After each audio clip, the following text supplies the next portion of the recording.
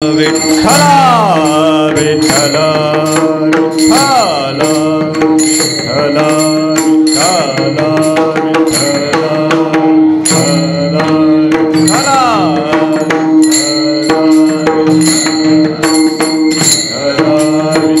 हाताने टाळी वाजवा आणि मुखाने भजन करा. विठ्ठल विठ्ठल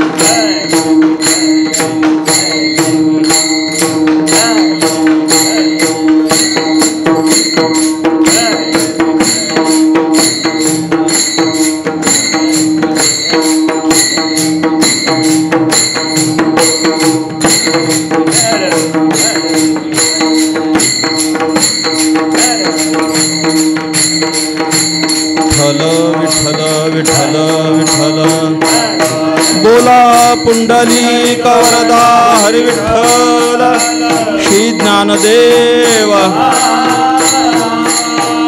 विठ्ठल विठ्ठल विठ्ठल विठ्ठल विठ्ठल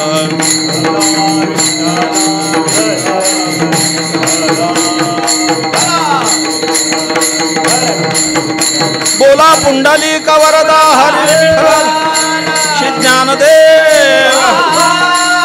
विठ्ठल विठ्ठल विठ्ठल विठ्ठल विठ्ठल.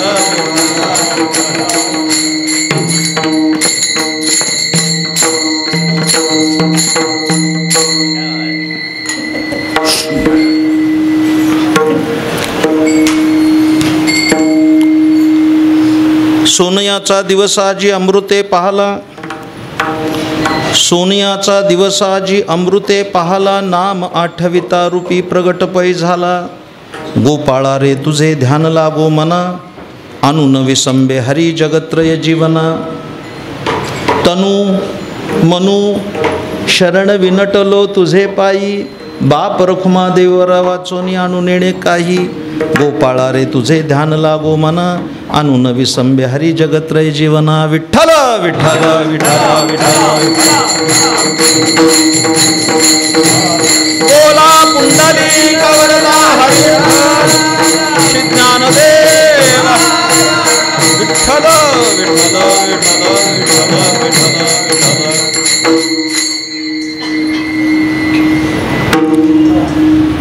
सोनियाचा दिवस आजी अमृते पाहला. नाम आठविता रूपी प्रगट पै झाला. गोपाळा रे तुझे ध्यान लागो मना. आणून विसंबे हरी जगत्रय जीवना. कैवल्य साम्राज्य चक्रवर्ती संत श्रेष्ठ ज्ञानेश्वर महाराज यांचा हा अभंग आहे. अभंग 3 चरणाचा असून नाममहात्म्य वर्णन करणार आहे. माझ्या निरूपणाला प्रारंभ करण्यापूर्वी अंतःकरणातील काही सात्विक स्पंदनं व्यक्त करणं कर्तव्य मानतो. प्रथमतः मी ज्ञानदेव सेवा मंडळाचं हार्दिक अभिनंदन करणार आहे. आणि ते याकरता की अनुकूल प्रतिकूल कालखंड जरी आला तरी या मंडळानं हा वारकरी संप्रदायाचा ज्ञानदीप 50 वर्ष अखंड तेवत ठेवला. कौतुक करतो.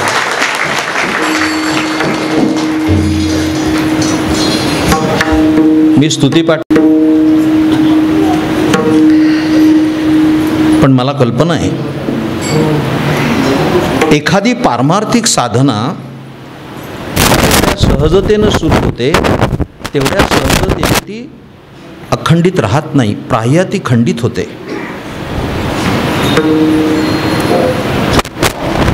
एखादी पारमार्थिक साधना सातत्यानं 12 वर्ष केली की एक तप झालं असं म्हणतात. अशी 4 तप केली त्यांनी.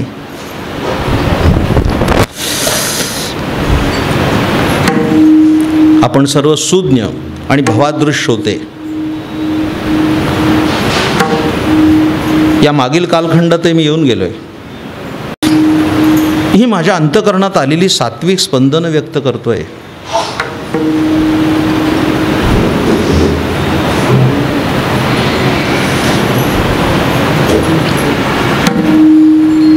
मला जर कोणी विचारलं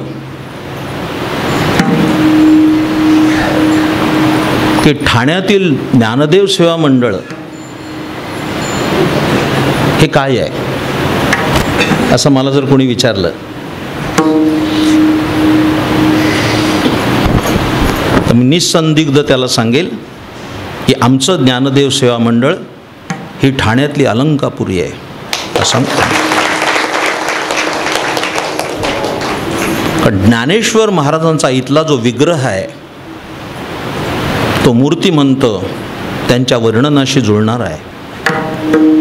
हे सांगतानाही माझ्या अंगावर रोमांच आहेत. आपण सारे भाग्यवान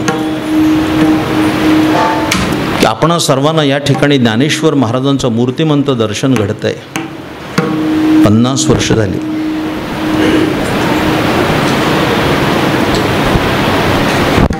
म्हणून सुवर्ण महोत्सव आपण साजरा करतोय. त्या सुवर्ण महोत्सवाला धरून औचित्य सांभाळत हा ज्ञानेश्वर महाराजांचा अभंग मी समोर ठेवला आहे.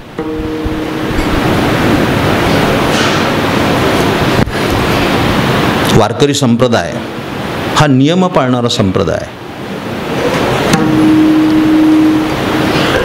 नियम नसणारे अनेक पंथ आहेत आणि शहरांमध्ये दररोज नवीन नवीन पंथ उदयाला येत आहेत. पण वारकरी संप्रदायाला घाबरण्याचं कारण नाही. ते पंथ उदयाला पण येतात आहेत आणि त्याच गतीनं पंथालाही लागत आहेत.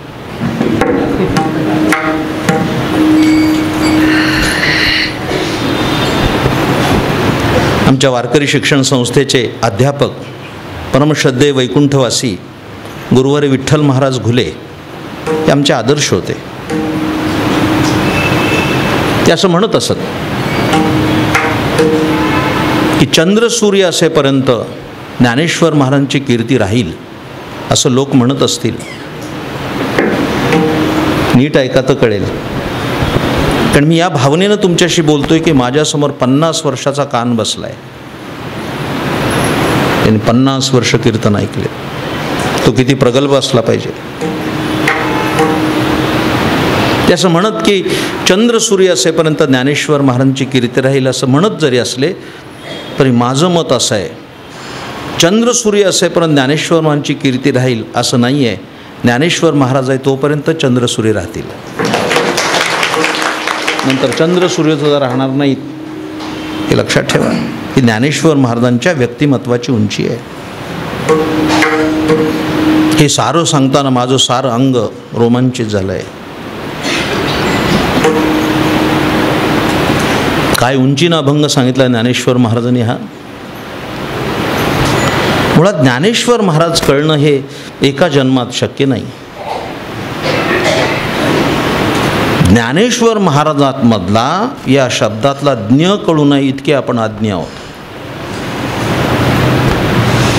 पुढची गोष्ट खूप लांब आहे.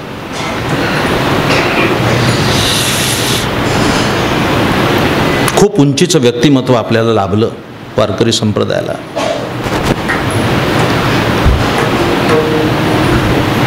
विस्तार भयास तो मी बोलणार नाही. पण संत बहिणाबाईंनी असं वर्णन केलंय, ज्ञानदेवे रचिला पाया उभारिले देवालया. अनेक तत्वचिंतकांनी असा अर्थ सांगितलाय की ज्ञानेश्वर महाराजांनी या पंथाचा पाया रचला.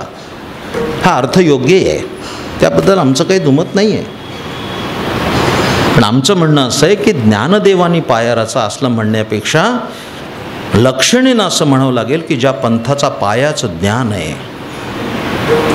ज्या ज्ञानाच्या पायावर ही इमारत भक्कम उभी आहे, ती कधी डळमळीत होणार नाही.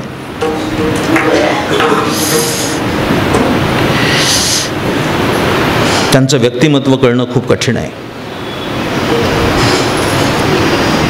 नुकत्याच झालेल्या आळंदी वारीमध्ये मी सांगितलं आहे की ज्ञानेश्वर महाराजांचं चरित्र अभ्यासत असताना फक्त रेडा बोलवला, भिंत चालवली आणि सच्चिदानंद बाबांना उठवलं या चमत्कृतीनं आपण महत्त्व देतो आहे, जे की त्यापेक्षा ज्ञानेश्वर महाराजांचं चरित्र आगळं आणि वेगळं आणि महत्तम आहे.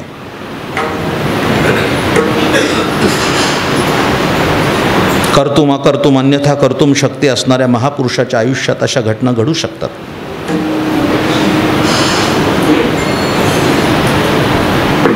कधी कधी मला असंही वाटतं की चमत्कारांच्या चौकटीमध्ये बसून आपण ज्ञानेश्वर महाराजांच्या कर्तृत्वाकडे तर दुर्लक्ष करत नाही ना, की जे त्यापेक्षा वेगळं आहे. माझ्या प्रिय श्रोत्यानो, ज्ञानेश्वर महाराजांनी रेड्याच्या डोक्यावर हात ठेवला आणि रेडा वेद बोलला, याचं मला कधीही नवल वाटलं नाही. फक्त वाक्य पूर्ण होऊ द्या माझं. एवढंच सकाळी जर आलं पेपरला तर घोटाळा होईल.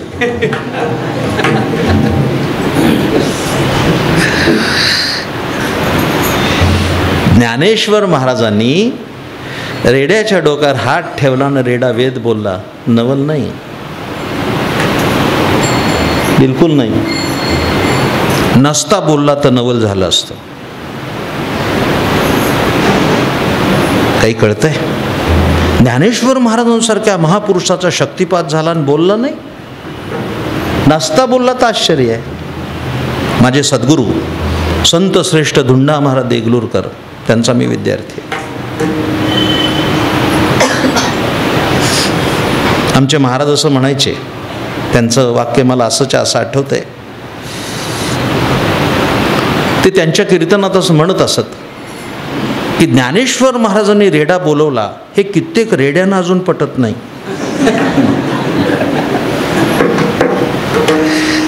मी कोणत्याही वादाच्या भोवऱ्यात जाऊ इच्छित नाही. त्याच्या पुढचं विधान त्यांचं खूप चांगलं असायचं, ते फार महत्त्वाचं आहे. ते म्हणायचे, ज्ञानेश्वर महाराजांनी रेडा बोलवला 700 वर्षापूर्वी.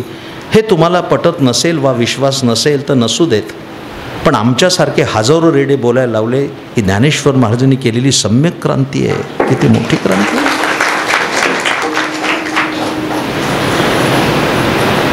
नाही तर काय आम्ही अध्यात्मविद्या सांगू शकतो, आमच्या हातात ज्ञानेश्वरी नसती तर.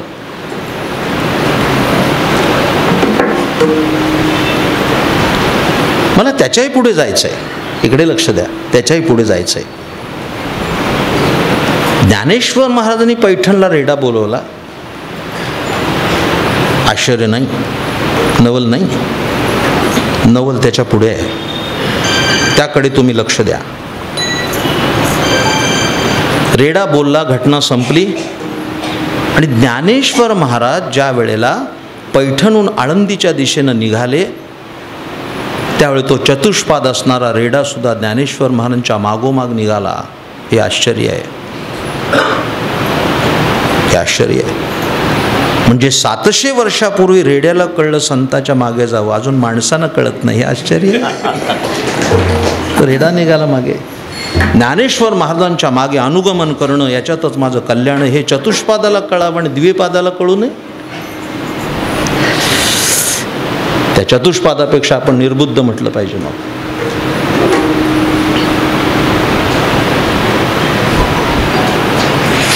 जेव्हा मी परदेशात गेलो,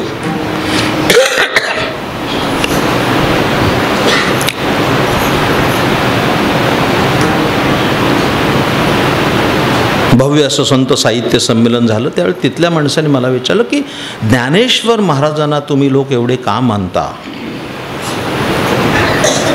तर मी हे सांगितलं नाही की त्यांनी रेडा बोलवला, भिंत चालवली, सच्चिदानंद बाबांना उठवलं. माझ्याकडे लक्ष द्या. मला ज्ञानेश्वर महाराज भावले व ज्ञानेश्वर महाराजांच्या चरणावर माझी अकृत्रिम श्रद्धा, याचं कारण जर काय असेल तर डोळस दृष्टीने पाहिलं तर वयाच्या 16व्या वर्षी या मुलाला 56 भाषा येत होत्या. हे सगळ्यात मोठं त्यांचं कर्तृत्व आहे, मानलं पाहिजे. 56 भाषेचा केला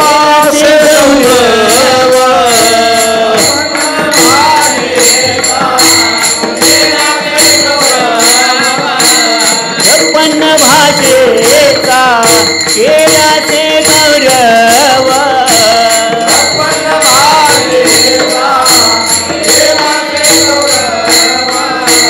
भवर्ण विराम उभारी उभारी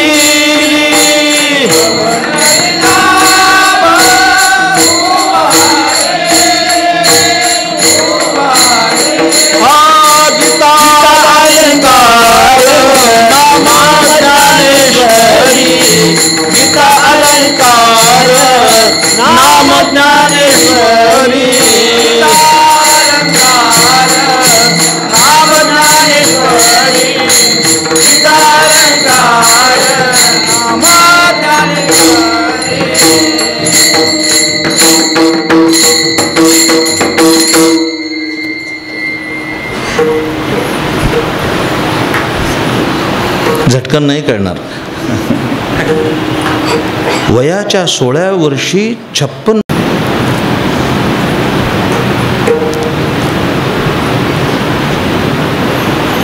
इतकी सुंदर ओवी आहे ज्ञानेश्वरीतली, इतकी सुंदर. ज्ञानदेवीतली अक्षरं कशी आहेत आणि ती कशी प्रासादिक आहेत आणि कशा पद्धती त्याला परतत्वाचा स्पर्श याचं दिग्दर्शन करणारी ओवी येते. ऐकता?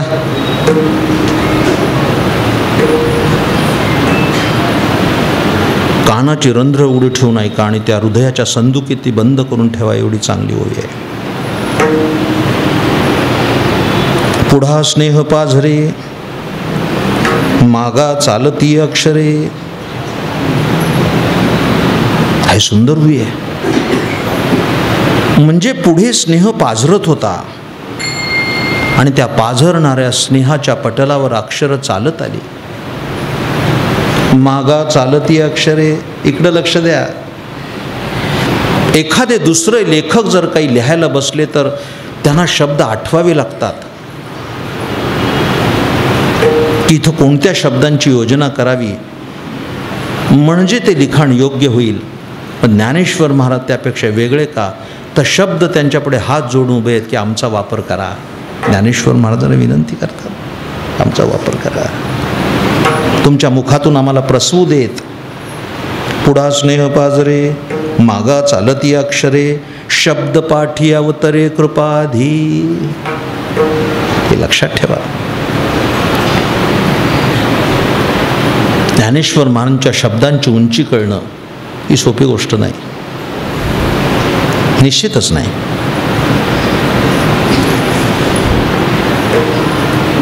म्हणून मला एका माणसाने विचारलं की ज्ञानेश्वरी कळावी याकरता काही उपासना आहे का. त्याने त्याला एवढंच सांगितलं, तुला ज्ञानेश्वरी कळावी वाटत असेल तर ज्ञानेश्वर महाराजांची सेवा कर. आई ज्ञानाबाई तुला ज्ञानेश्वरी सांगू शकते, हे कोणी नाही सांगू शकत.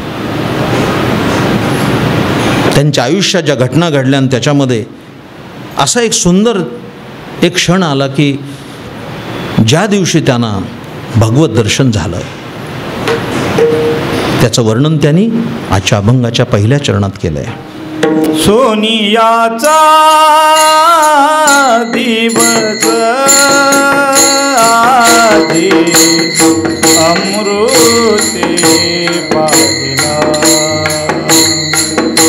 सोनियाचा दिवस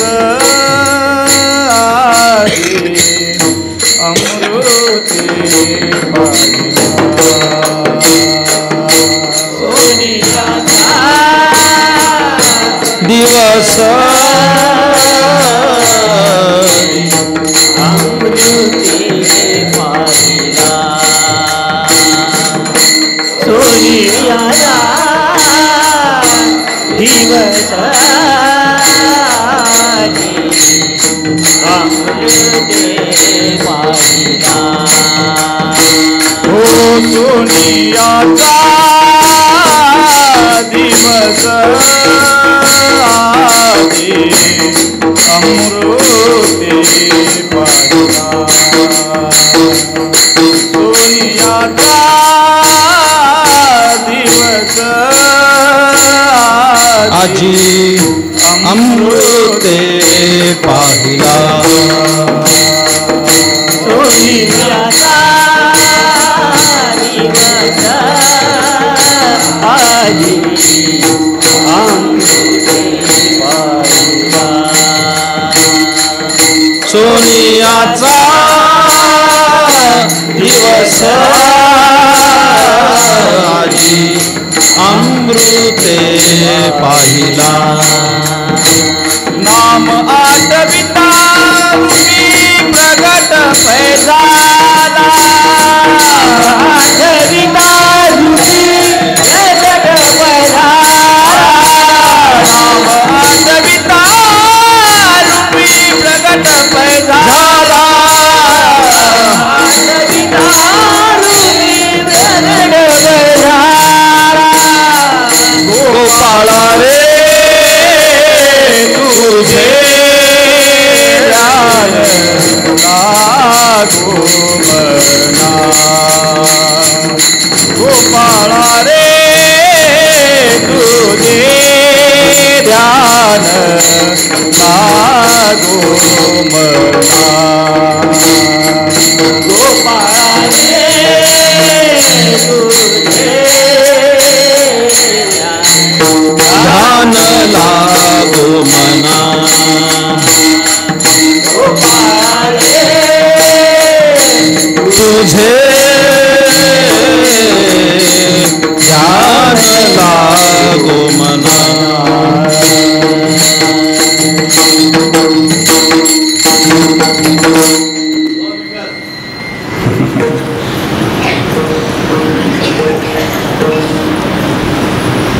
ज्ञानेश्वरीतला उपमा अलंकार हा एक अभ्यासाचा विषय आहे.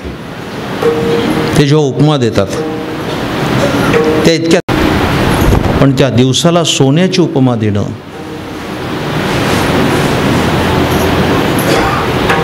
काय उंचीची उपमा आहे. नाही तर आपले उपमा बघा 4 दिवस सासूचे.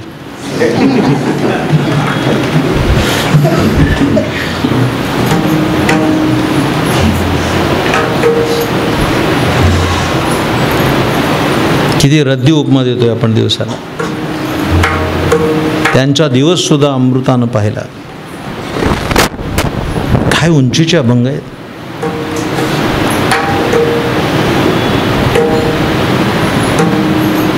अजी सोनियाचा दिनू शे अमृताचा धनु अजी सोनियाचा दिनू अजी सोनियाचा दिनू वर्षे अमृताचा धनु अजी सोनियाचा दिनू सोनियाचा सोनियाचा वर्षे अमृताचा धनु आजे सोनियाचा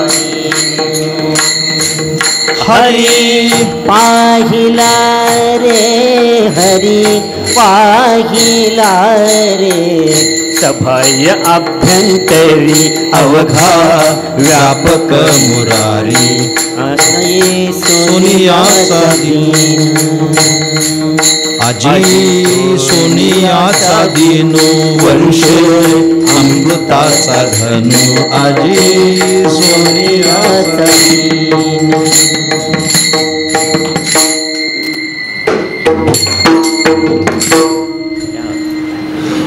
आपकी गलती नहीं, हम आदत से मजबूर है. 2 उतरण्या झाल्याच पाहिजे. हे केव्हापासून शॉर्टकट सुरू झाला मलाही माहिती नाही. अजूनही फड परंपरेमध्ये 2 उतरण्या पाहिजेत, एक नाही.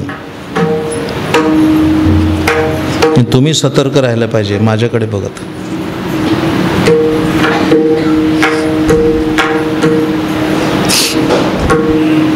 असतो. इकडे लक्ष द्या. 2 उपमा आल्या दिवसाच्या. म्हणजे असले अभंग 120 मिनिटात सांगणं फार कसरतीचं काम आहे. म्हणून मी बघत होतो की ज्ञानेश्वर महाराजांच्या अभंगाला चाल लावणं पण सोपं नाही. भल्या भल्या गवयांची कसरत आहे. पहिली उपमा आली ती सोन्याची आली. मी बोलणार आहे पुढे त्या अशा उपमा का दिल्या. त्या उपमा देण्यामागे ज्ञानेश्वर महाराजांना काय अभिप्रेत आहे. दिवस तो रोजच उगवतोय, पण एखाद्या दिवसाला सोन्याची उपमा द्यावी याचं कारण आहे. इकडं लक्ष द्या. सोनं हा जो विषय आहे, सोनं या शब्दाचा अर्थ असा आहे की ते मूल्यवान आहे. इकडे लक्ष द्या. 2 गोष्टी आहेत सोन्यामध्ये. एक, सोनं मूल्यवान आहे, आणि दुसरी सोन्याची गोष्ट आहे, शास्त्रीयदृष्ट्या सोनं पवित्र आहे. पावित्र्याचा जेव्हा विचार केला जातो, पावित्र्याचा, शुचित्वाचा विचार केला जातो, ते अनेक ठिकाणी शुचित्वाचा विचार केला जातो. जेव्हा इकडे लक्ष द्या, पशुवर्गात सोयीचा विचार केला तर पशुमध्ये सगळ्यात गाय पवित्र आहे.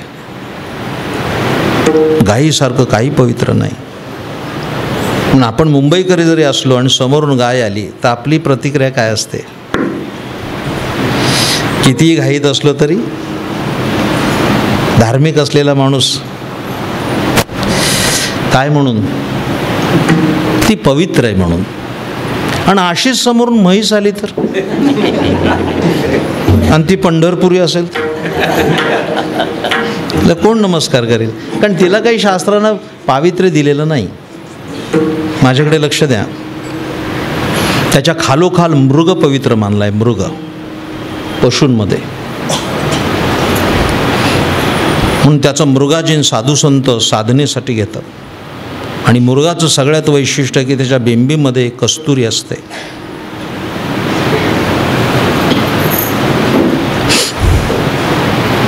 आपल्याला माहीत नसेल, पण आलोच आहे तर सांगून जातो. कस्तुरी आता मिळत नाही. ऐकायला काय अडचण आहे तुम्हाला. कस्तुरी आता सोन्यापेक्षा 10 पट महाग आहे. जे 60,000 रुपये तोळा सोनं आहे, तर 10 ग्रॅम कस्तुरी घ्यायला 6 लाख रुपये लागतात. पण आपले भोळसट वारकरी पंढरपूरला गेले की त्या शिवाजी चौकातून ती भिकारीन बसलेली असते, तिच्याकडनं 100 रुपयात कस्तुरी आणतात.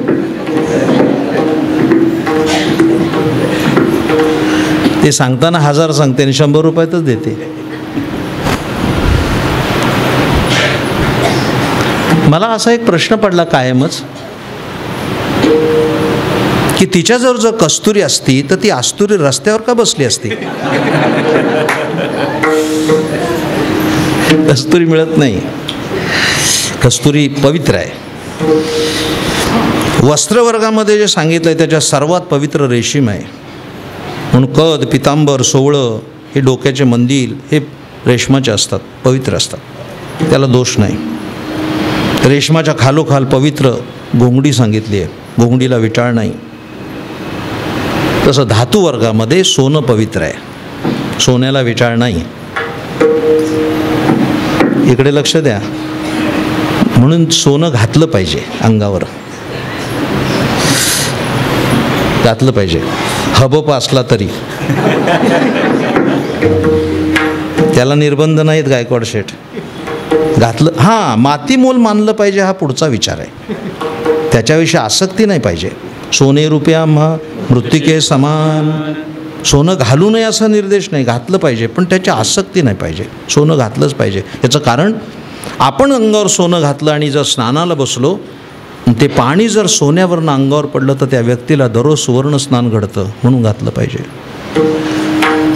उद्या सकाळी आजच्या कीर्तनाची चर्चा होईल की रात्री जे कसं कीर्तन झालं तर सगळ्या माता भगिनी माझ्या बाजूनं साक्ष देते. त्यांना परत बोलवा, त्यांनी सोनं घालायला सांगितलं आहे. आणि अधिकतम मोह तो त्यांनाच आहे सोन्याचा, लक्षात ठेवा. भले ते 1,10,000 तोळ्यावर जाऊ, पण मी तुमचाच आहे, तुमचं लेकरू आहे. सोनं घातलं पाहिजे, जरूर घातलं पाहिजे, कारण ते पवित्र आहे, ते मलिन होत नाही. तुम्हाला अचूक सांगू का, मी पण रमलोय आता. सोन्याच्या बाबतीत शास्त्राचा निर्णय असा आहे की सोनं इतकं मूल्यवान आणि इतकं पवित्र आहे की ते घाणीत पडलं तरी उचलून घ्यावं, असं म्हटलंय. सोनं घाणीत पडलं तरी उचलून, आणि आता तर घ्यावंच घ्यावं. काही अर्ध्या तोळ्याची अंगठी जर गाठारीत पडली तर काही समर्प आहे मी म्हणणार आहे, चाळणी लावून शोधत बसेल माझी हरवली म्हणून. आम्ही खेड्यामध्ये राहतो, म्हणजे मी इथंच बिर्ला कॉलेजचा विद्यार्थी आहे, मी इथंच होतो.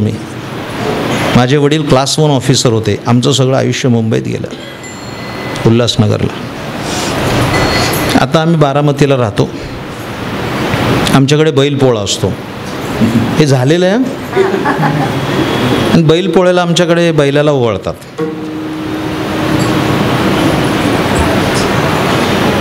संध्याकाळी मिरवून आली बैल,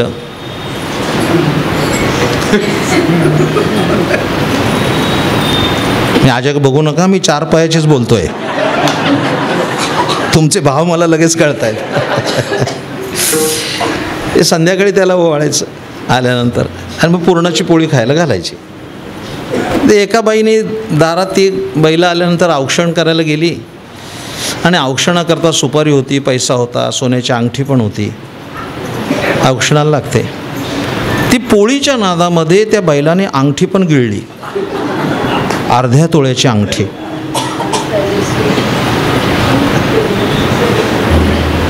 आता बैलाला काय सोनं कळणार, तर बैलच.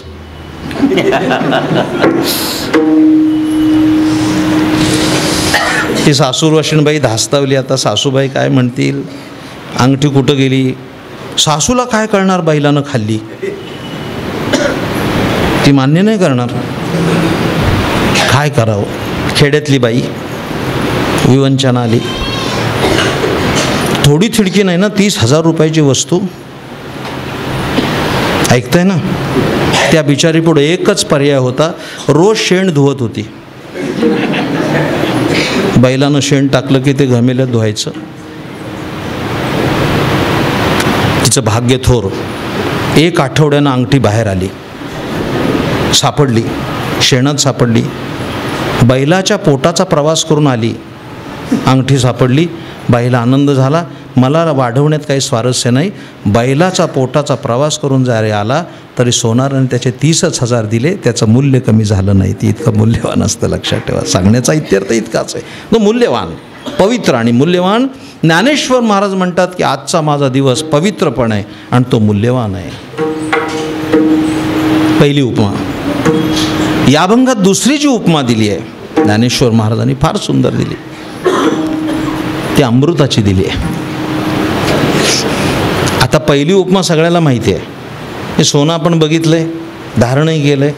पण दुसरी उपमा त्यापेक्षा श्रेष्ठ आहे, अमृताची. ज्ञानेश्वरीत अनेक ठिकाणी त्यांनी अमृताचा उल्लेख केला आहे.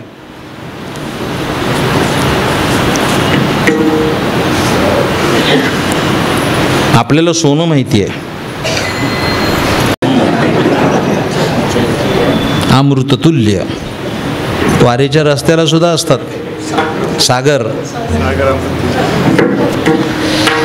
सागर टी स्टॉल, अमृततुल्य. पृथ्वी तलावरचं अमृतच आहे ते.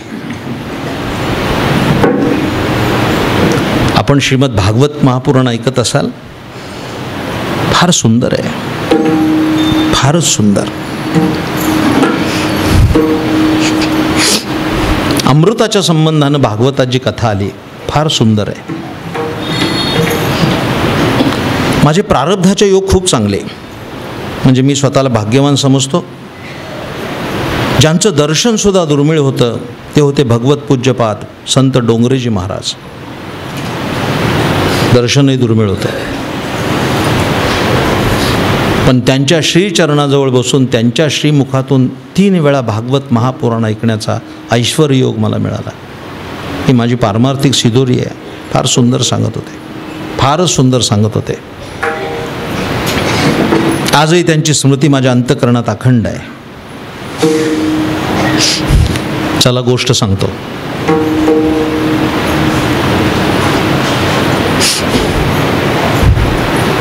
देव आणि दानवाचं युद्ध झालं आणि त्या युद्धामध्ये देवाचा पाडा व्हायला लागला. देव जवळपास हरण्याच्या बेतात होते. राक्षस बलवान होते. काय करावं कळेना. पटापट पटापट देवांची संख्या कमी होऊ लागली. मरायला लागले देव युद्धामध्ये. तेव्हा भगवान महाविष्णूकडे इंद्र गेले आणि इंद्राने विचारलं की हे भगवन, अरे असं जर होत राहिलं तर आम्ही अल्पसंख्याक होऊ.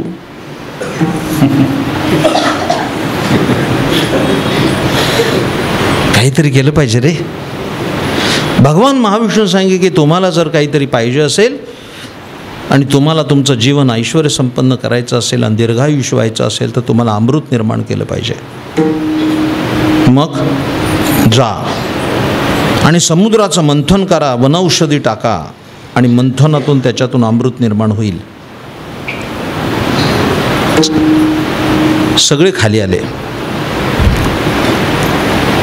दैत्याधिपती बलीकडे त्यांनी सांगितलं की समुद्राचं मंथन करायचं आहे. ठीक आहे. समुद्र मंथनासाठी सिद्ध झाले. अनेक वनौषधी टाकल्या त्याच्यामध्ये. पृथ्वी तलावरच्या अनेक औषधी त्यात टाकल्या आणि मंथन सुरू झालं. मेरू पर्वताची रवी केली आणि वासुकीचा दोर केला.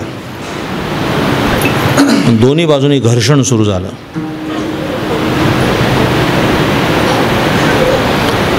ऐकताय ना. तोंडाच्या बाजूला देव होते आणि शेपटाच्या बाजूला राक्षस होते. त्या घर्षणानं वासुकीच्या तोंडातली गरळ बाहेर पडायला लागली विषाची आणि आधीच अशक्त झालेले देव पटापट मरायला लागले. ही आणखीन बलामत आली. इंद्राला काळजी पडली की हे समुद्र मंथनातून अमृत निघाल्यानंतर प्यायला तर शिल्लक पाहिजे. त्याच्या अगोदर जर मेलो कोण पिणार. आयतोच राक्षसांना मिळणार. या विवंचनेत असताना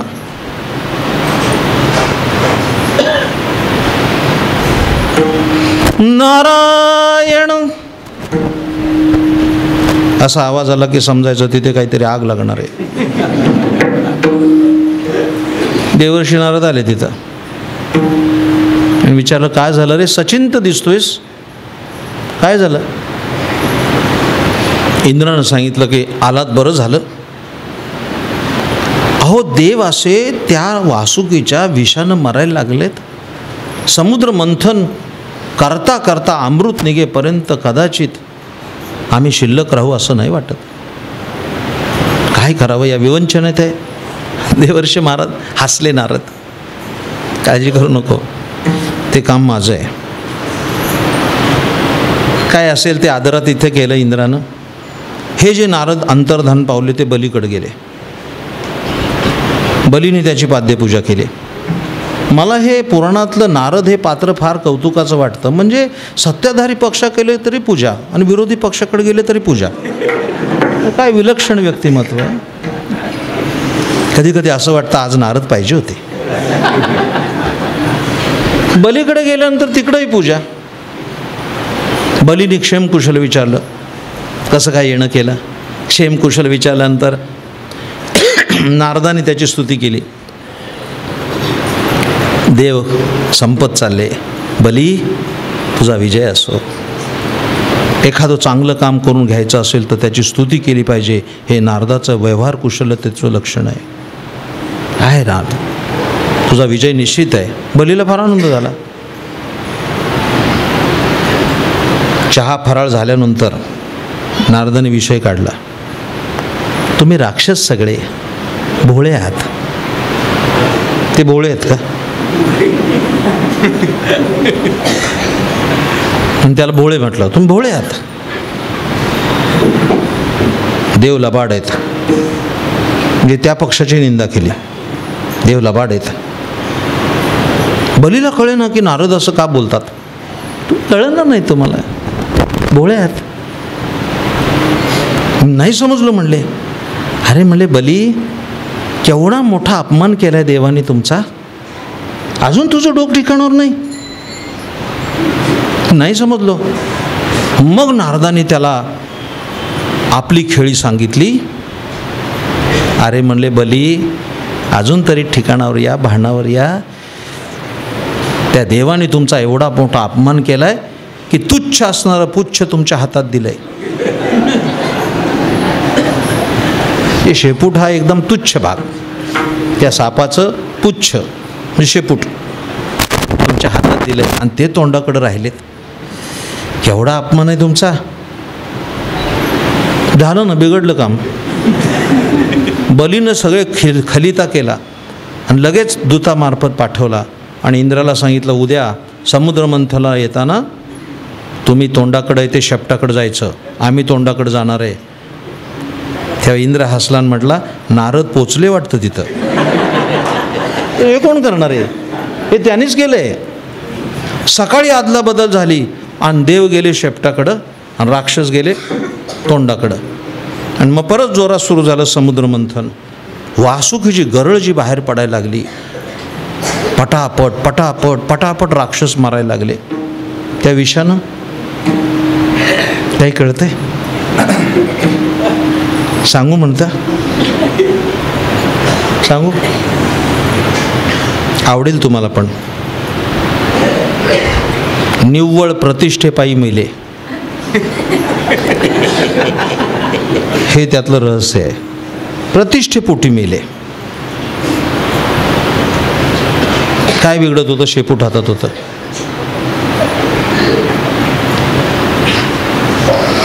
मंथन सुरू झालं आणि एक एक एक एक करून 14 रत्न बाहेर पडली. लक्ष्मी कौस्तुभ पारिजातक सुरा.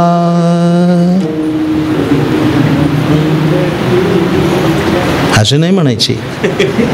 लक्ष्मी कौस्तुभ पारिजातक सुरा. धन्वंतरी चंद्रमा.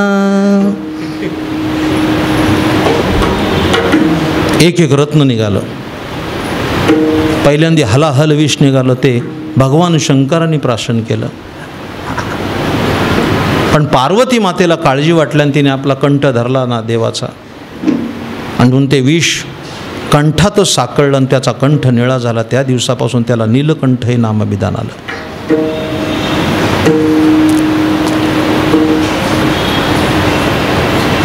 लक्ष्मी निघाली, तिने महाविष्णूचं वर्ण केलं. कौस्तुभमणी निघाला, तो नारायणाच्या कंठामध्ये शोभला. ऐरावत नावाचा हत्ती निघाला, तो इंद्रानं घेतला. उच्चश्रवा नावाचा घोडा निघाला, तो बलीनं घेतला. पारिजातक नावाचं झाड निघालं, वृक्ष निघाला, तो स्वर्गात आहे.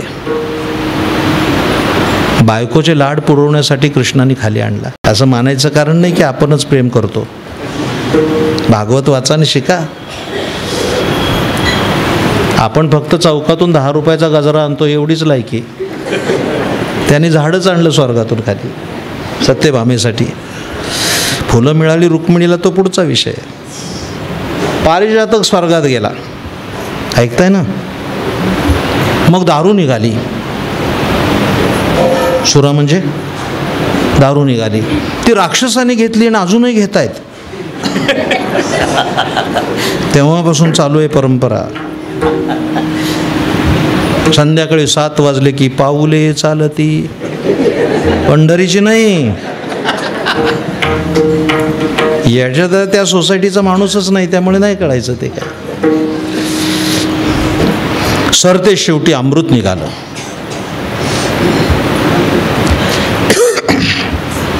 आणि ते अमृत निघाल्यानंतर देवाचा मोहिनी अवतार झाला. मोहिनीने ते अमृताचा घडा घेतला. हावरटा सगळे राक्षस पळाले. त्या मोहिनीने सांगितलं, थांबा जरा, हे देव हावरट आहेत, चतुरातो शिरोमणी. हे हावरट देवांना मी थोडं थोडं देते आणि तुम्हाला जास्ती जास्ती देते, तरी राक्षस बावळटच. तुम्ही ऐकता का? अमृत पिण्याचं त्यांना कौतुक नव्हतं, मोहिनीच्या हाताने प्यायचं कौतुक होतं. ते म्हणले तुम्ही ओळीत बसा, या हावरट देवांना पहिल्यांदा थोडं थोडं देते, राहिलेलं तुम्हाला वाटते. नारायणानं सगळं अमृत देवाला वाटलं. नजर चुकेनं राहू बसला होता, ते दिसता क्षणी त्याचा शिरच्छेद केला. समुद्र मंथनाची कथा संपली. अमृत निर्माण झालं. ते अत्यंत दुर्लभ आहे, लक्षात ठेवा. तसं ज्ञानेश्वर महाराज म्हणायचं, आज मला परमात्म्याची प्राप्ती झाली, माझा दिवस हा सोन्याचा आहे आणि आज तुम्ही अमृतानं पाहिला. याचं उत्तर मी नंतर देणार आहे. याचा अर्थ काय करायचा? दोन्ही उपमा सांगितल्या मी, पण याचा अर्थ काय करायचा? ज्ञानेश्वर महाराजांच्या अभंगाला अर्थ लावणं इतकं सोपं नाही, बिलकुल नाही. हे ज्ञानदेव सेवा मंडळात सांगतोय, इतकं सोपं नाही ते. आता तुम्हाला लगेच सांगून जातो याचा अर्थ. फार सुंदर अर्थ आहे, फारच सुंदर.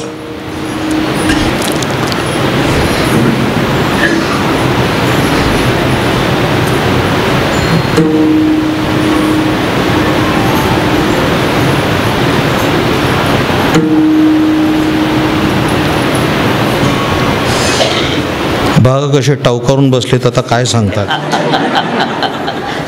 एवढं शांत ऐकलं पाहिजे. आता काय बाहेर पडतंय.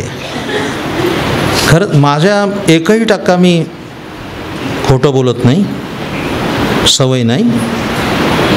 मला इथं आल्यानंतर ते माप टाकलं पाहिजे. ज्ञानेश्वरीचा अर्थ कळणं फार अवघड आहे. ज्ञानदेव सेवा मंडळाने प्रकाश केली ज्ञानेश्वरी अभ्यासकांना अत्यंत उपयुक्त पडली. हे काम मोठं झालं आहे. आणि इथं आल्यानंतर मी अनेकांना सांगितलं आहे, मी स्तुतीपाठक नाही, मी आत्ता सांगितलं, अनेकांना सांगितलं आहे. हे तुम्हालाही लक्षात नसेल, मी सांगतो. फार थोड्या लोकांना माहीत असेल. पंढरीनाथ आपण उत्तम गायक आहात. भजन सम्राट मारुतीबा बागडे यांचा वारसा जतन कोणी केला असेल तर पंढरीनाथ केसरकर यांनीच केला, अत्यंत चांगल्या पद्धतीने. त्यांचं कंपोजिंग ज्याने ऐकलंय त्यांना, गड्यानो राजा किरे झाला, कृष्ण सिंहासनी बैसला. जुन्या पिढीला माहीत आहे, 5 रंगाच्या गवळणी, गवळणी ठकविल्या. हे बुवाच म्हणून जाणे. जाता जाता ते पंढरीनाथांना आशीर्वाद देऊन गेले.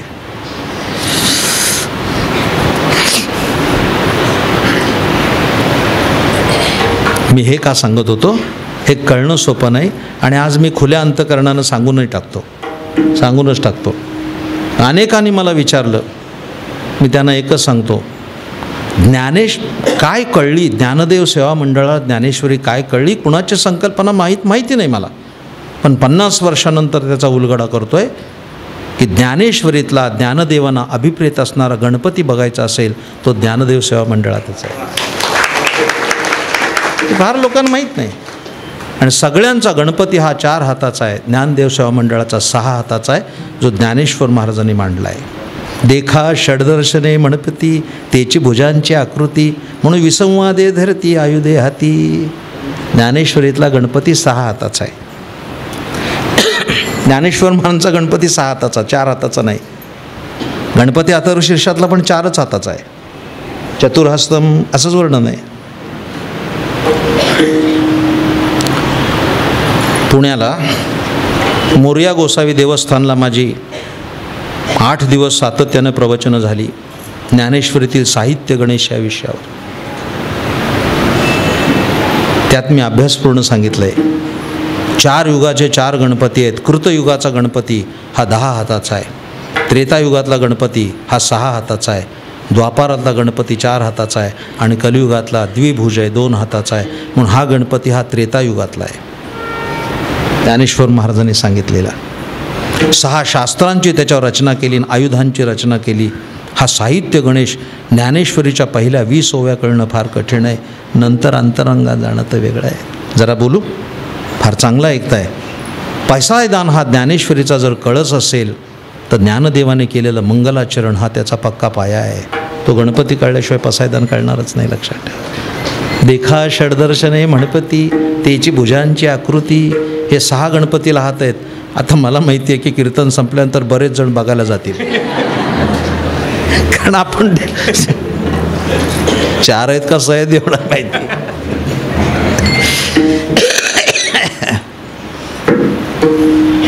आता उत्तर देतो, इकडे लक्ष द्या. हे जे अभंग, हा जो अभंग आहे, ह्या पहिल्या चरणाचे 4 सोन्याचा दिवस नाम आठविता. ज्या दिवशी आपल्या मुखात नाम येईल तो सोन्याचा दिवस, आणि ज्याचं नाम गातो तो नामी भेटणं हा अमृताचा दिवस. सोनयाचा दिवस नाम आठविता, आजी अमृते पाहला रूपी प्रगटपै झाला. नाम आठवणं हा आयुष्यातला सोन्याचा दिवस आहे, आणि ज्याचं नाम गातो तो भेटणं हा अमृताचा दिवस आहे. विठोबा रखुमाई, जय जय विठोबा रखुमाई. टाळी वाजवा, टाळी वाजवा. विठोबा रखुमाई, विठोबा रखुमाई, विठोबा रखुमाई, विठोबा रखुमाई, विठोबा रखुमाई,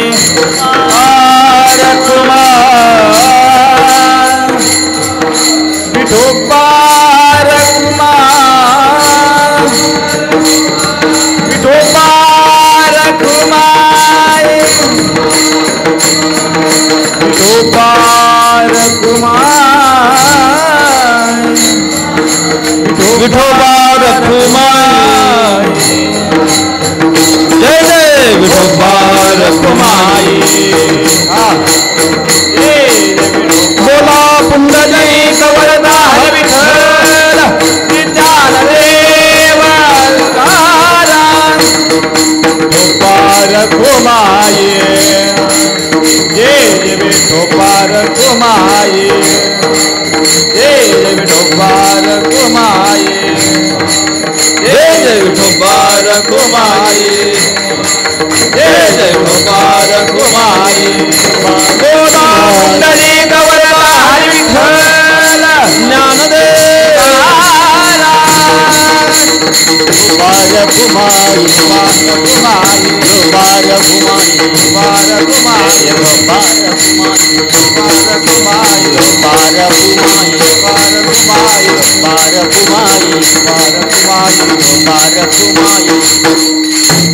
जगत्रय जीवना, जगत्रय जीवना, जगत्रय जीवना, जगत्रय जीवना. गोपाळा रे तुझे ध्यान लागो मना, गोपाळा रे तुझे ध्यान लागो मना. जगत्रय जीवना, जगत्रय जीवना, जगत्रय जीवना, जगत्रय जीवना. गोपाळे तुझे ध्यान लागो मना, गोपाळे तुझे ध्यान लागो मना.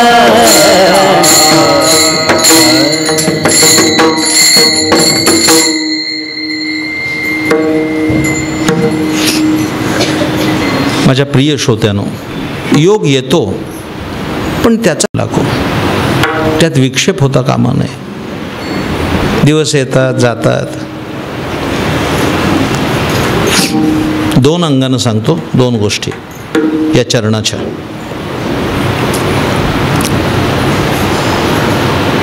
एक राजा होता, खूप बलवान होता.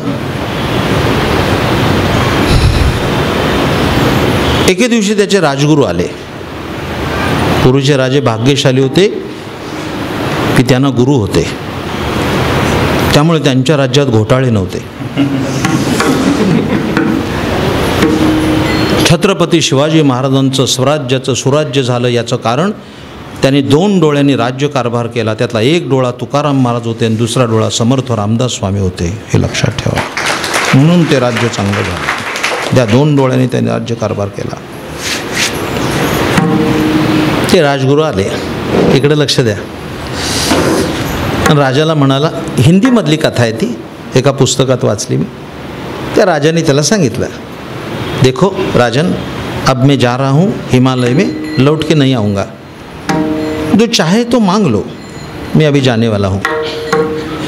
त्या राजाने सांगितलं, आपकी कृपा से सब अलबेल है, कोई कमतरता नहीं है, जो है आपकी कृपा का वैभव है, मुझे कुछ नहीं चाहिए.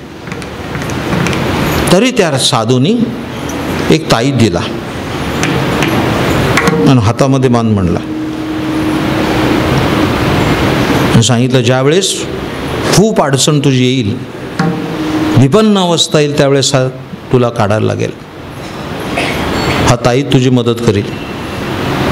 ती गेले निघून. बरीच वर्ष झाली. बऱ्याच वर्षानंतर परचक्र आलं आणि त्या राजाचं पानिपत झालं. त्याला अटक केली, कैदेत ठेवला आणि ती चक्की पिसायला लावली. दिवस बदलले. एक संपन्न काळ होता. अंदमानमध्ये कशी ओढली, घामाघूम झाला राजा. ऐका बारकाईनं. दमला, थकला आणि बसला आणि अंग पुसायला लागला. अंग पुसता पुसता हाताचा ताईत लागला आणि आपल्या गुरुजींची आठवण झाली. अरे, ज्यावेळेस तू अडचणीत असेल त्यावेळेस हा उघड, असं गुरुजी सांगून गेले. याच्यापेक्षा वाईट काळ कोणता असेल. म्हणून त्यांनी तो काईत खोडला. काय निघालं? अस्वलाची केस का वाघाची नख?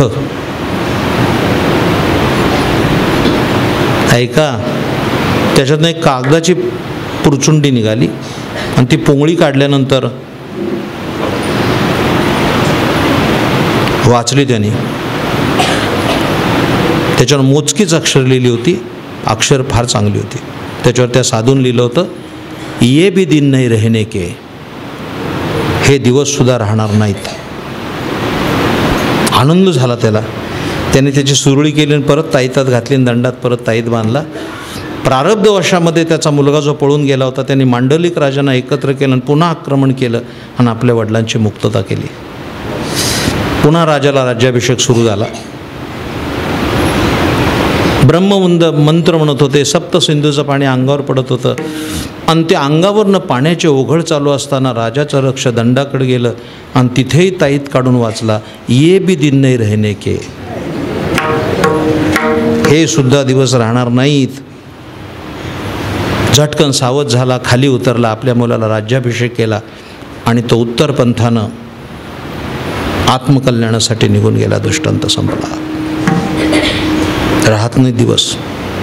ज्ञानेश्वर महाराज प्रार्थना करतात की आज मला जे दर्शन झालं हे असंच राहावं. एक भूमिका आहे आणि दुसरी भूमिका तुम्हाला पटेल न पटेल आणि पटावाच असा माझा हट्टाही नाही, पण ज्ञानेश्वरीच्या भाषेत सांगायचं झालं तर सांगतो. आजवर तुम्ही सगळेजण ऐकत आला असाल आणि सगळे वारकरी कीर्तनकार माझ्या असं सांगतात की व्यसन नाही केलं पाहिजे.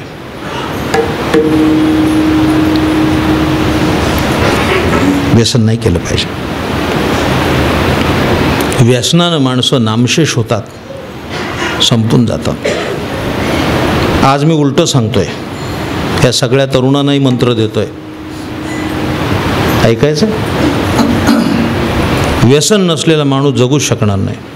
व्यसन केलंच पाहिजे.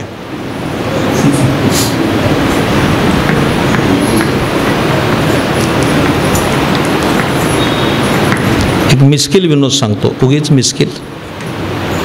एकाची प्रकृती बिघडली म्हणून डॉक्टर गेला. डॉक्टरने विचारलं काय होतंय. ते सगळं तपासणी झाल्यानंतर त्याला विचारलं काही दारू पिता? नाही. पान खाता? नाही. तंबाखू खाता? नाही. गुटखा खाता? नाही. बडीशेप खाता? नाही.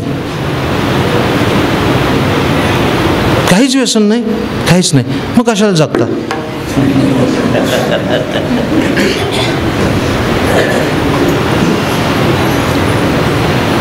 व्यसन पाहिजे. व्यसन नसेल तर माणूस जगणार नाही. ज्ञानेश्वर महाराजांच्या साक्षीनं सांगतो, व्यसन करा, आजपासूनच करा, एकादशीपासून.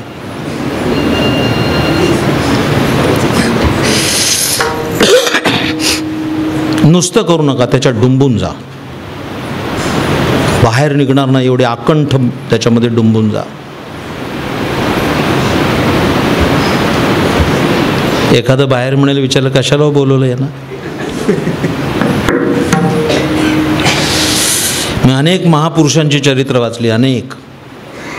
सांगतो मी नंतर. एक गोष्ट सांगतो, म्हणजे गोष्ट नाही, हे आमचे अनुभव सांगतोय.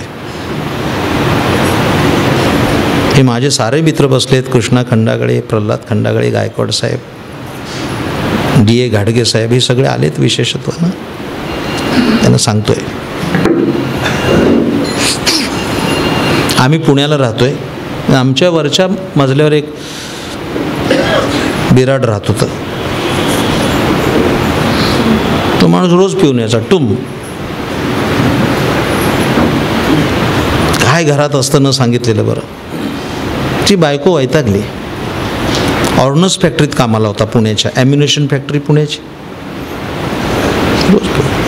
रोज पिऊन यायचा. बाबूराव नाव त्याचा. इथं कोणी असेल तर तसं घेऊ नका, योगायोगानं नाव साधर्म्य असू शकतं. स्वयंपाकाला भांडी राहिली नाही, इतकी वाईट परिस्थिती. ती बायको वैतागली. म्हणले, काय तुमचं हे व्यसन आहे. ते म्हणले, बेल भंडार आण. बेल भंडारात हात घातला आणि शपथ घेतली, आजपासून पिणार नाही. बाबूराव गेला. त्या रस्त्यावरच दुकान होतं येण्याच्या. तिथून निघाला कंपनीतून, डोळे झाकले, आज प्यायची नाही असा निश्चय केला. डोळे झाकून काय फायदा, पायानं वर्दी दिली, दुकान आलं. 25 वर्षाचं वळण होतं ना. आल्याबरोबर लगेच पायानं वर्दी दिली, दाये मूड. गेला आणि पिऊन आला. घरी आल्यावर बायको म्हणली, काही लाज शरम आहे का नाही. शपथ खाल्ली देवाची सकाळी तुम्ही. त्याला वाईट वाटलं. दुसऱ्या दिवशी म्हणलं, आज काही शपथ बिपत घेत नाही, पण मी आज सांगतो, नाही म्हणजे नाहीच पिणार, नाही पिणार. गेला. रस्त्याने जाताना मनाला समजावत गेला, बाबूराव आज प्यायची नाही हां, पिलास तर बघ, तुला शपथ आहे. कोणाला सांगतोय, स्वतःला. दिवसभर काम केलं, संध्याकाळी येताना उजव्या बाजूला दुकान आहे, बघायचं नाही तिकडं, पाय तोडून टाकील. हे कुणाला सांगतोय. पण तुम्हाला काय सांगू माझ्या प्रिय श्रोत्यानं, जसं जसं दुकान जवळ यायला लागलं,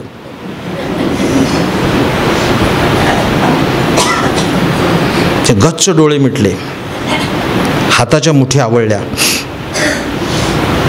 दात घट्ट आवळले. जवळ आलंय दुकान, जायचं नाही. जाशील बघ, आलं बघ. जरा जरा 5-25 पावलं पुढं गेला. मग डोळे उघडले, सुटलो. दुकान मागं गेलं. विजय झाला. 25 वर्षात पहिल्यांदा दिवस उजडला की न पिता आलो. मागे बघितलं, गेलं. काय आनंद झाला. आज काय दिवस आहे. आज घरी गेल्यानंतर बायको औक्षण करील, ग्रामपंचायत सत्कार करील. बाबूरावनं सोडली. जिल्हा परिषदेत सत्कार होईल, पेपरला येईल, बाबूरावांनी 25 वर्षाने सोडली. केवढा आनंदाचा दिवस, केवढा आनंदाचा दिवस, केवढा आनंदाचा दिवस. आणि अशा प्रसंगी प्यायची नाही. परत गेला आणि पिऊन आला. हे असलं व्यस्त, याला आकंठ डुंबणं म्हणतात.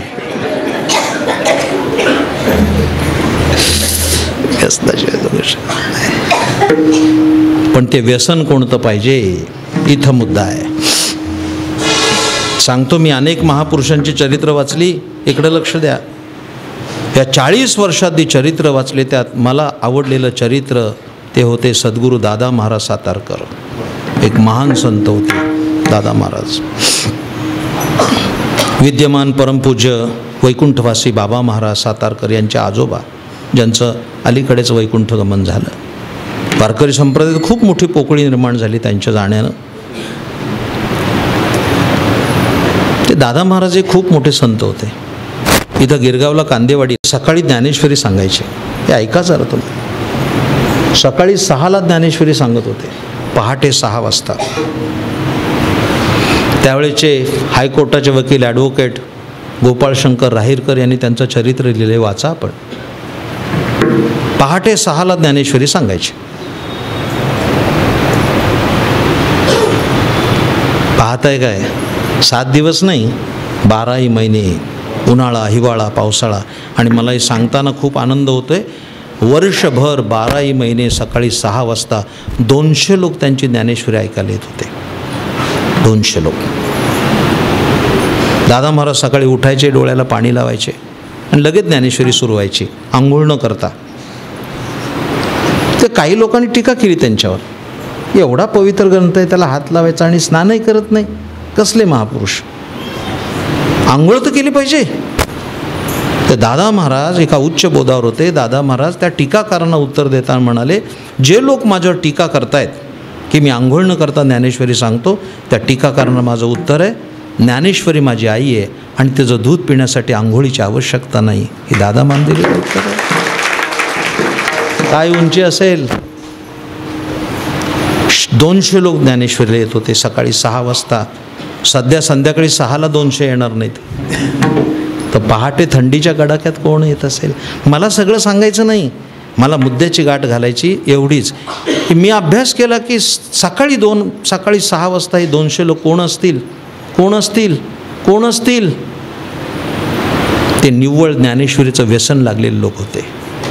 ते व्यसन लागलं पाहिजे. हे नाही आणि हे नाही ही रसातळा नेणारी व्यसन आहे. विद्याभ्यासम व्यसनम अथवा हरिपाद सेवनम व्यसनम, ही 2च व्यसनं असली पाहिजे. एक तर विद्येचं व्यसन पाहिजे, नाही तर हरिपदांबुजाचं व्यसन पाहिजे. लक्षात ठेवा. मी बोलत नाही, ज्ञानेश्वरी तुम्हाला साक्षीला देतोय. बघा तुम्ही 12व्या अध्यायावर काढून 12व्या अध्यायात जा आणि 12व्या अध्यायाच्या शेवटच्या टप्प्यामध्ये ज्ञानेश्वर महाराजांनी 2 ओव्या घातल्यात. 2 ओव्या जवळपास सारख्या ओव्या आहेत. ज्ञानेश्वरीचं सूक्ष्म परिशीलन करताना, तयाचे आम्हा व्यसन ते आमुचे निज ध्यान, किंबहुना समाधान तो मिळे तई, अशी ओवी घातली. आणि दुसरी ओवी, तयाचे आम्हा व्यसन ते आमचे निजी निधान, किंबहुना समाधान तो मिळे तई. भगवान म्हणतात, मला भक्ताचं व्यसन आहे, भक्ताशिवाय मी राहू शकत नाही. असं ज्ञानेश्वर महाराज म्हणतात, तू सुद्धा आमचं व्यसन आहे, तुझ्याशिवाय आम्ही राहू शकत नाही. तुझं अखंड ध्यान लागो. गोपाळा रे तुझे ध्यान लागो मना, तनु मनु शरण विनटलो तुझे पायी. तनु मनु शरण विनटलो तुझे पायी. विनटलो तुझे पायी. तनु मनु शरण विनटलो तुझे पायी. तनु मनु शरण विनटलो तुझे पायी. तनु मनु शरण विनटलो तुझे पायी. विनटलो तुझे पायी. विनटलो तुझे पायी.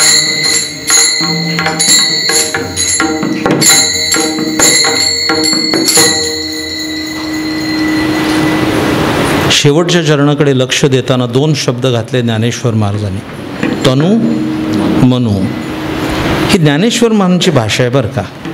उकारांत भाषा म्हणतात त्याला, उकारांत.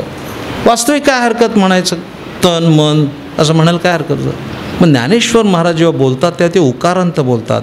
देवा तुची गणेशू असं हरकत होते. देवा तुची गणेश सकलमती प्रकाश. पण म्हणताना काय म्हटले, देवा तुची गणेशू सकलमती प्रकाशू म्हणे निवृत्तीदासू अवधारी जोजी. अहो आळू माळू अवधान देयावे. आळू माळू हे उकारांत शब्द जे ज्ञानेश्वरीत आहेत ते अभंगात सुद्धा आले. तनू मनू तनानं आणि मनानं मी तुझा दास झालो आहे, तुला मी शरण आलो आहे. माणसं तनानं दास होतात पण मनानं होत नाहीत.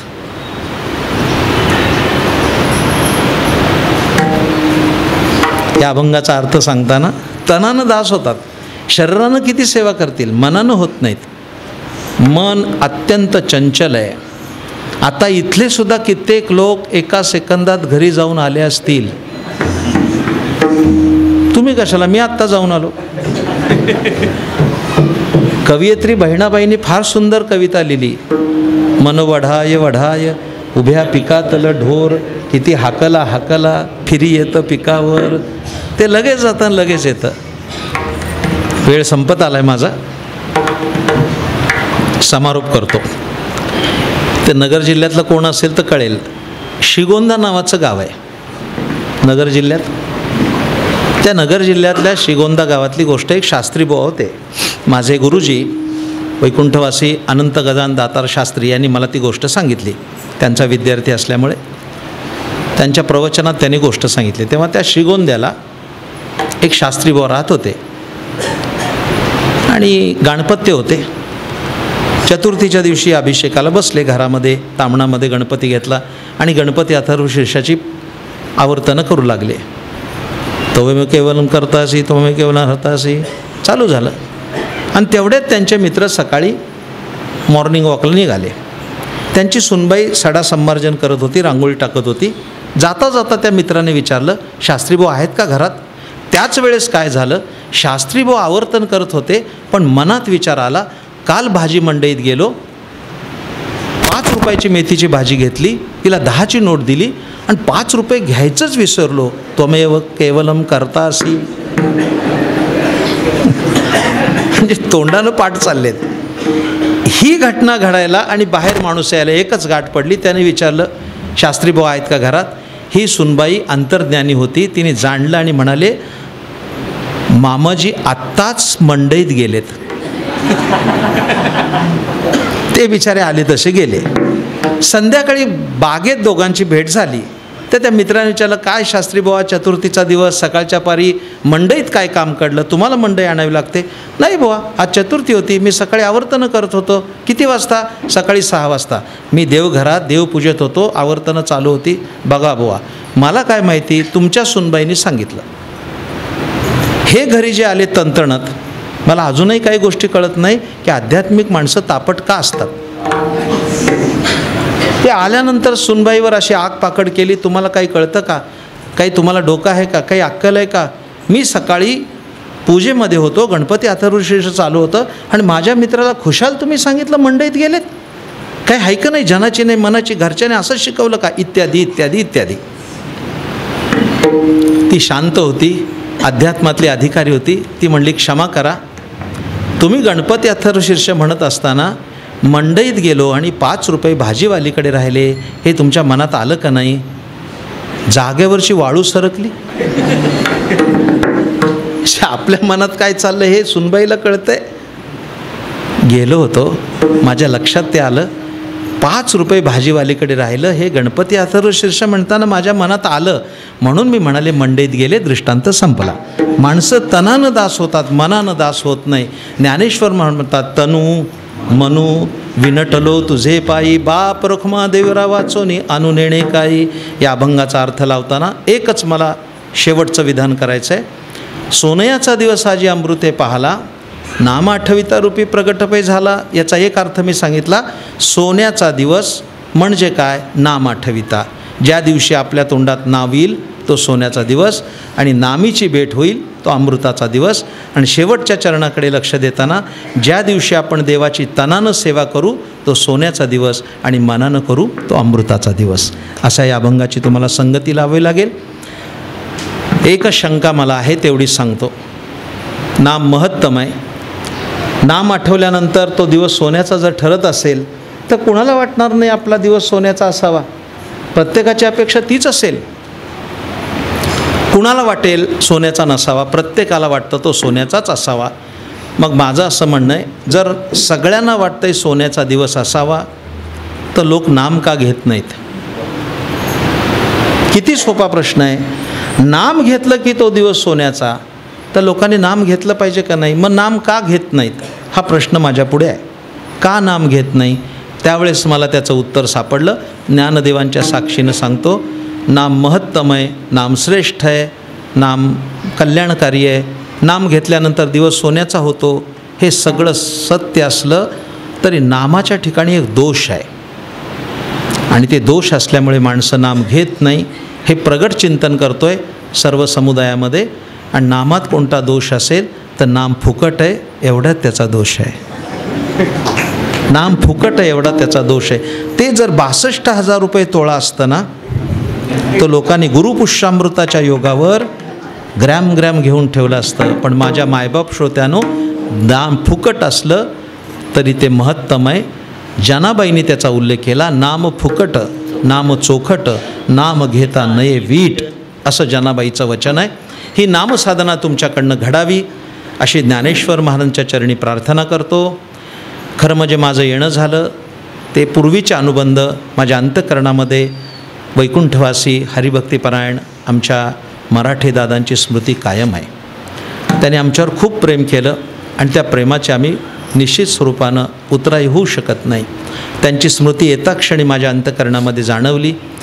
मंडळाचे सर्व सदस्य अत्यंत निष्ठेनं हे काम करतायत. त्या सर्वांचा मी या ठिकाणी गौरवपूर्ण उल्लेख करतो.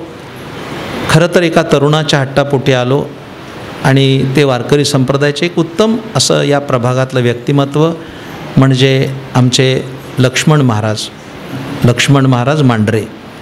त्याचं व्यक्तिगत खूप प्रेम असल्यामुळे एक वादक आले. त्याच्यामध्ये निळोबा महाराज हे एक उत्तम व्यक्तिमत्व आहे मृदंग वादनातलं.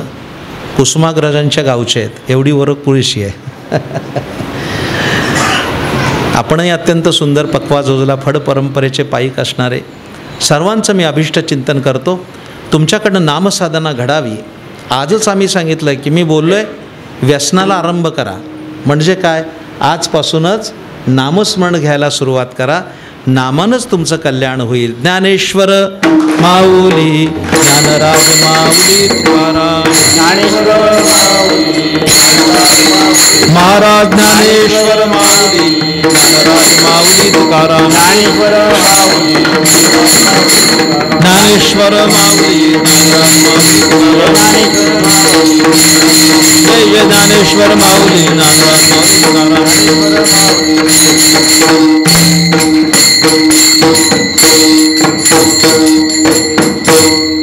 कीर्तन संपलं. समारोप करताना एवढंच म्हणतो की ज्ञानदेव सेवा मंडळाने ही सेवा केली 50 वर्ष झाली. मंडळाला मी शुभेच्छा देतो की आणखीन 25 वर्षांनी याचा अमृत महोत्सव होणार आहे आणि तो मोठ्या प्रमाणात होईल. त्यालाही मी येणार आहे. तेव्हा 85 वर्षाचा असेल, जरा म्हातारा झालेला असेल, पण येणार, नक्कीच येणार आहे. एवढं सुंदर समारंभाचं सत्र चाललं आहे. या उत्सवाच्या मागे आपण सर्व वारकऱ्यांनी उभं राहिलं पाहिजे. तनानं, मनानं, धनानं या उत्सवामध्ये सहभागी झालं पाहिजे. धन हे दानानंच वाढतं. तिन्ही गोष्टी अशुद्ध आहेत, तन, मन आणि धन. तन शुद्ध करायचं असेल तर स्नान केलं पाहिजे, मन शुद्ध करायचं असेल तर ध्यान केलं पाहिजे आणि धन शुद्ध करायचं असेल तर ते दान केलं पाहिजे आणि ते या ठिकाणी सत्पात्री होईल. यासाठी या मंडळाच्या मागे आपण सर्वांनी मोठ्या जोमानं उभं राहिलं पाहिजे. येणाऱ्या आणखीन 50 वर्षानंतर याची शताब्दी संपन्न हो अशी मंगल शुभकामना करीत झालेली सेवा ज्ञानोबराच्या चरणी समर्पित करतो. किंबहुना तुमचे केले धर्मकीर्तन हे सिद्धी गेले, येथे माझे जे उरले पायी पण विठ्ठल जय जय विठ्ठल, विठ्ठल जय जय हा जय जय विठ्ठल जय जय विठ्ठल, विठ्ठल जय जय बोला पुंडलिक वरदा हरी विठ्ठल ज्ञानदेव तारा, विठ्ठल जय जय विठ्ठल, विठ्ठल जय जय आले कुराचे हित वाहे माऊलीचे चित्त, ऐक वयाची जाती करीला भावी नमती, कोटी भार वाहे त्याचे सर्वस्व ही आहे, ऐक वयाची जाती करीला भावी नमती, तुका म्हणे माझे तुम्हा संतावरी ओझे, ऐक वयाची जाती करीला भावी नमती, ज्ञानदेव तुकाराम, ज्ञानदेव तुकाराम.